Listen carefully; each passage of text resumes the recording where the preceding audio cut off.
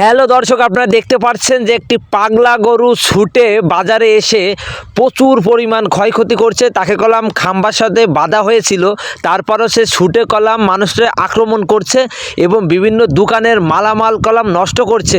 বিভিন্ন লোকে ভয়ে শাটার বন্ধ করছে শুধু এই গরুর ভয়ে, আর এই গরু যাকেই পাচ্ছে তাকেই গুতোচ্ছে। তা মূলত এই গরু কাউকে মানছে না। আমরা মূলত একজনের সঙ্গে কথা বলবো। কাকা আসসালামু আলাইকুম। ওয়ালাইকুম আসসালাম। কাকা একটু কথা বলতাম, একটু এই জায়গায় আসেন তো। কি কথা বাবা? আসেন একটু কথা বলতাম। ওই যে বাজারে মূলত ওই যে যে পাগলা গরু আক্রমণ করলো, সর্ব ক্ষতি তো আপনারই হয়েছে নাকি? আমার বিরাট ক্ষতি হয়েছে বাবা, ও আর বলে আর বোঝানো যাবে না। আমার বড় বাজারে জানো তো একটা দোকান আছে। আচ্ছা যাই হোক, এখন মেন কথা হলো কি, সর্বপ্রথম মানে কি কাহিনীটা হয়েছে, মানে পাগলা গরুটাই যে আপনাকে বাজারে আইছে সবার ক্ষয়ক্ষতি করলো, আমি তো দেখেছি ভিডিওই। এখন মূলত আপনি প্রথমে দেখেছিলেন, এই জন্য আপনার কাছে আসলাম। তা এটা কাহিনীটা একটু খুলে বলেন তো কাকা। আর ঘটনা হয়েছে কি, ওই একটা ভ্যান আলা বুঝছো, হ্যাঁ। দুজন প্যাসেঞ্জার নিয়ে যাচ্ছিল। জি। একটা মহিলা ছিল ভ্যানে, হ্যাঁ। আর একটা পুরুষ মানুষ। জি। হ্যাঁ, সে কি বলবো বাবা, গরু ওই পাগলা গরুটা কোত্থেকে ছুটে আইসে ধমাস করে ভ্যানে এক গুঁতো মারলো, উল্টে যায় পড়লো। ওরা তো চিৎকার করে উঠলো। হ্যাঁ, আর একজন সাইড দিয়ে যাচ্ছিল, তার পুঙ্গার ভিতরে দিল সিং ঢুকে। ওরে বাবা, কি কন! বিরাট একটা কাহিনী বাবা। তারপরে ওই সামনে কি হয়েছে, ওই সামনে কি হয়েছিল? পরে পুঙ্গা টুঙ্গা তো তার বেকায়দা অবস্থা, তিনজন আইসে তারে ধরে পড়ে হাসপাতালের দিক নিয়ে গেল। হ্যাঁ। এইবার আমার দোকানের দিকে দেশে গুঁতো মেরে হ্যাঁ। হামলাকে। এইবার তো বাবা আমার আটা ময়দা লবণ যা ছিল সব সিটকেট সাইটকেট ছুটে গেল। মানে শিং দিয়ে বস্তায় গুঁতো দিয়ে সব ছিঁড়ে ছিঁড়ে ফেলাইছে একদম সব, আমার দোকান সহ।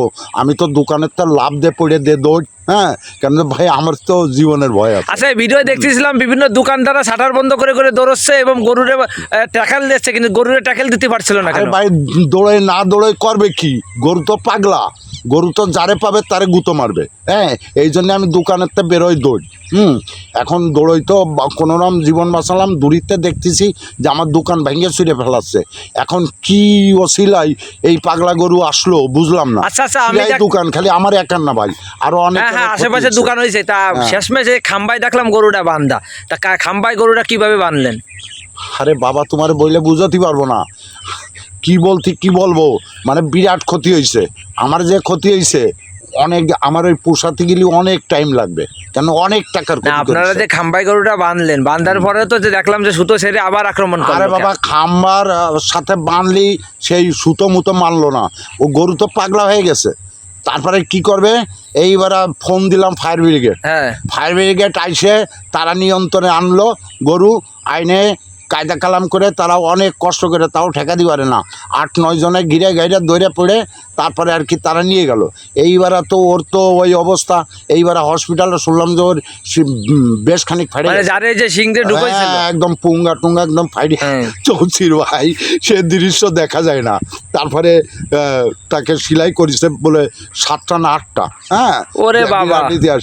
এখন এই ক্ষতিপূরণ আমরা কার কাছে? আচ্ছা, আপনার কি এই গরুর মালিককে আপনার শেষমেশ পাইছেন এখন নাকি? গরুর মালিকরে পালিত বাইটে ফেলাই দেবো, বাইটেই ফেলাই দেবো। কেন যে ক্ষতিপূরণ হয়েছে, ক্ষতিপূরণ দিয়ে তারপরে আমরা বলেছি ফায়ার ব্রিগেডের অফিসারকে, বলেছি যে ভাই গরু আপনারা রাখবেন, আমাদের এই ক্ষতিপূরণটা যাতে আদায় হয় সেই ব্যবস্থা করবেন। যদি না দেয় গরু বিক্রি করে আমাদের টাকা দিতে হবে। কেন আমাদের বিরাট, খালি আমার একার না, আমার এই বাজারের অনেক দোকানদারের ক্ষতি হয়েছে ভাই।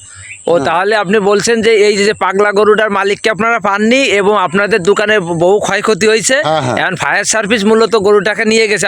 হ্যাঁ, তা এখন মেন কথা, দোকান তো এখন চালু, মানে কমপ্লিট আপনার? আরে দোকান বন্ধ রয়েছে ভাই, ওই মাল জিনিস গুছাতেই লাগবে প্রায় 1 ঘন্টা, 1 ঘন্টার বেশি। কেন যাই, আমার তো ওই সব মাল আর বিক্রি হবে না, ময়লা মূল্য ঢুকে গেছে। এখন এই আটা ময়দা বিক্রি করে পাবলিকের মায়ের আমি খাবো নাকি? আচ্ছা যাক, এই যে এখন এই জমিটাকে আপনার নাকি? জমিটা, হ্যাঁ, আমি বিক্রি করবো বলে সাইনবোর্ডটা টাঙাচ্ছি। হ্যাঁ, আমার এই জমিটা বিক্রি করতে হবে। জমিটা বিক্রি টাকার দরকার আছে। হ্যাঁ, টাকার দরকার আছে বলে জমিটা বিক্রি। আচ্ছা, আপনার এই মানে আমাকে সত্য কথা খুলে বলার জন্য আপনাকে ধন্যবাদ। আপনাকেও ধন্যবাদ ভাই।